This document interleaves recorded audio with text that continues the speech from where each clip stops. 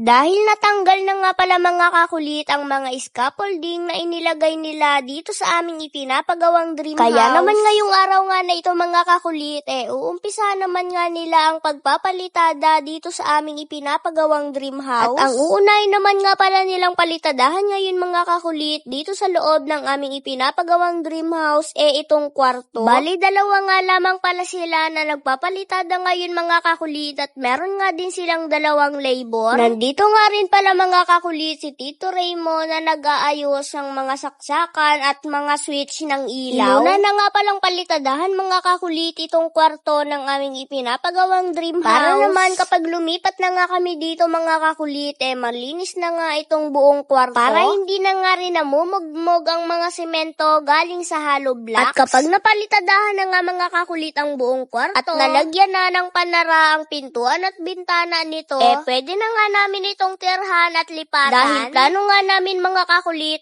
kahit hindi pa nga ito tapos na tapos, lilipatan na nga agad namin ito. At habang dito na nga kami nakatira mga kakulit, itutuloy naman utay-utayin gawain ng inyong daddy kulit itong aming ipinapagawang dream house. Utay-utay man ang pagpapagawa nitong aming ipinapagawang dream house mga kakulit. Ang importante, nakikita namin na utay-utay na ngang natatapos ito. Hindi man biro ang pagpapagawa ng dream house mga kakulit. Pero habang imagine ko, natitira na kami sa sarili naming bahay. Sobrang excited na nga agad akong tumira dito kahit hindi pa nga ito tapos. Ganun talaga siguro mga kakulit kapag first time mo pa nga lamang na magkakaroon ng sariling bahay. Palaging excited na matapos na itong aming ipinapagawang dream house. So yun lamang mga kakulit at hanggang dito na lamang po ulit at abangan nyo na nga lamang po ang aming mga susunod na video about dito sa aming ipinapagawang dream house. See you next vlog. I love you all. Charot! Hindi dapat gayon. Charot! Okay. Ayan.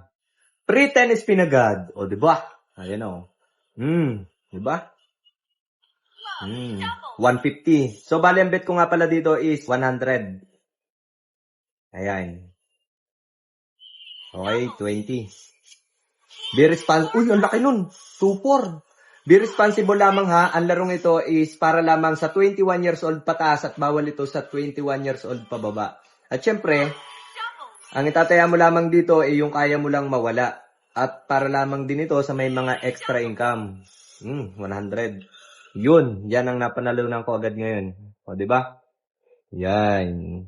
2,800. O, syempre, dahil nanalo na tayo, kaya naman, withdraw na kagad natin yan. So, dahil nanalo na nga tayo ng halos nasa 18,000, kaya naman, withdrawin ko na rin. At syempre, sa pag-withdraw naman, i-click mo lang itong withdraw. Withdrawin mo na kung magkano yung gusto mong withdrawin. O, diba? Ganun lang kadaling manalo dito sa PH Fortune. Syempre, dahil nanalo ako ngayon, kaya naman, mamimili ako ng mabibigyan ko ng pabonus ngayon. Syempre, mag-comment ka na. And then, isama mo na yung GCash number mo. At baka isa ka sa mapipili ko na mabibigyan ng bonus na yon.